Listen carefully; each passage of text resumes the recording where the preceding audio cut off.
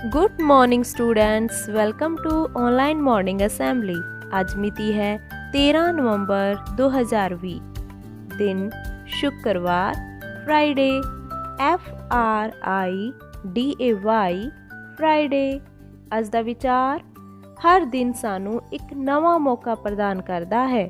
प्यारे बच्चियों, सवेर दा सूरज सानू नवी सवेर, नवी सोच ਅਤੇ कोई नवा किरत करन लई प्रेरित करता है। ਅਸੀਂ ਆਪਣੀ ਜ਼ਿੰਦਗੀ ਦੇ ਹਰ ਦਿਨ ਨੂੰ ਅਜ਼ਾਈ ਨਹੀਂ ਗਵਾਉਣਾ, ਸਗੋਂ ਹਰ ਦਿਨ ਕੁਝ ਨਾ ਕੁਝ ਨਵਾਂ ਸਿੱਖ ਕੇ ਆਪਣੇ ਸੁਪਨਿਆਂ ਨੂੰ ਪੂਰਾ ਕਰਨਾ ਹੈ।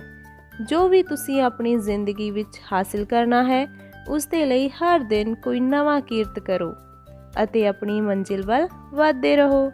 ਸਾਡਾ ਪਹਿਲਾ ਪ੍ਰਸ਼ਨ, ਸਾਡੇ ਰਾਸ਼ਟਰੀ ਝੰਡੇ ਵਿੱਚ ਅਸ਼ੋਕ ਚੱਕਰ ਦਾ ਕਿਹੜਾ ਰੰਗ ਹੁੰਦਾ ਹੈ?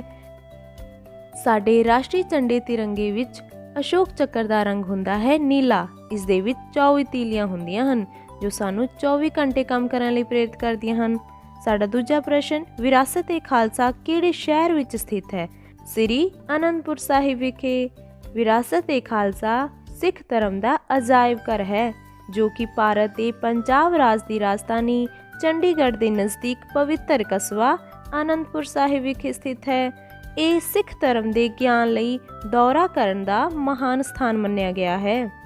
ਸਾਡਾ ਤੀਜਾ ਪ੍ਰਸ਼ਨ, ਸ਼ਹੀਦ ਊਧਮ ਸਿੰਘ ਦੇ ਪਿਤਾ ਜੀ ਦਾ ਨਾਂ ਕੀ ਸੀ? ਸ਼ਹੀਦ ਊਧਮ ਸਿੰਘ ਜੀ ਦੇ ਪਿਤਾ ਦਾ ਨਾਂ ਸੀ ਸਰਦਾਰ ਟਹਿਲ ਸਿੰਘ। ਸਾਡਾ ਚੌਥਾ ਪ੍ਰਸ਼ਨ, ਇੱਕ ਵਰਗ ਦੀਆਂ ਕਿੰਨੀਆਂ ਭੁਜਾਵਾਂ ਹੁੰਦੀਆਂ ਹਨ? ਪਿਆਰੇ ਬੱਚਿਓ, ਇੱਕ ਵਰਗ ਦੀਆਂ ਹੁੰਦੀਆਂ ਹਨ 1 2 3 4 ਚਾਰ ਭੁਜਾਵਾਂ ਹੁੰਦੀਆਂ ਹਨ। ਸਾਡਾ ਅਖੀਲਾ ਪ੍ਰਸ਼ਨ, ਕਿਹੜੇ ਪੋਸ਼ਕ ਤੱਤ ਸਰੀਰ ਨੂੰ ਬਿਮਾਰੀਆਂ ਤੋਂ ਬਚਾਉਂਦੇ ਹਨ? ਪਿਆਰੇ ਬੱਚਿਓ, ਸਾਡੇ ਸਰੀਰ ਨੂੰ ਬਿਮਾਰੀਆਂ ਤੋਂ ਬਚਾਉਂਦੇ ਹਨ ਵਿਟਾਮਿਨ ਅਤੇ ਖਣਿਜ ਪਦਾਰਥ। ਆਓ ਬੁਝੀਏ, ਚੂਨੇਦਾਰ ਕੋਠੜੀ ਦਰਵਾਜ਼ਾ ਹੈ ਨਹੀਂ। ਹਾਂਜੀ ਬੱਚਿਓ, ਕੀ ਚੀਜ਼ ਹੈ ਜਿਸ ਦਾ ਦਰਵਾਜ਼ਾ ਨਹੀਂ ਹੈ? ਹਾਂਜੀ, ਇਸ ਦਾ ਉੱਤਰ ਹੈ ਆਂਡਾ। Today's words for practice. The first word is never. Never. Never. Never means ਕਦੇ ਨਹੀਂ। We should never tell a lie. ਸਾਨੂੰ ਕਦੇ ਝੂਠ ਨਹੀਂ ਬੋਲਣਾ ਚਾਹੀਦਾ। Next word is always. ALWAYS. Always means ਹਮੇਸ਼ਾ। We should always speak the truth. ਸਾਨੂੰ ਹਮੇਸ਼ਾ ਸੱਚ ਬੋਲਣਾ ਚਾਹੀਦਾ ਹੈ। Next word is tomorrow. TOMORROW। Tomorrow means ਕੱਲ, ਆਉਣ ਵਾਲਾ ਕੱਲ। I will go to school tomorrow। ਮੈਂ ਕੱਲ ਸਕੂਲ ਜਾਵਾਂਗਾ। Next word is yesterday। YESTERDAY। yesterday means ਕੱਲ, ਬੀਤਿਆ ਹੋਇਆ ਕੱਲ। I went to the market yesterday। मैं कल बाजार गया सी।